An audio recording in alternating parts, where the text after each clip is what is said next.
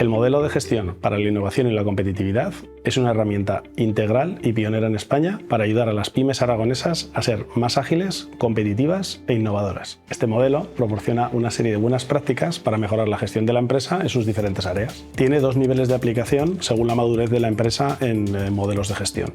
La plataforma de contenidos incluye herramientas de autodiagnóstico que permiten detectar necesidades y oportunidades a las empresas. El resultado de los diagnósticos permite la planificación de mejoras a través de un itinerario personalizado. Desde el IAF desarrollamos programas de formación y acompañamiento especializado para pymes aragonesas. El modelo se estructura en 4 dimensiones que abarcan las principales áreas funcionales de la empresa. Estrategia y gobernanza, centrada en la cultura, el propósito y el liderazgo. Operaciones y clientes, donde se trabajan ventas, procesos y marketing.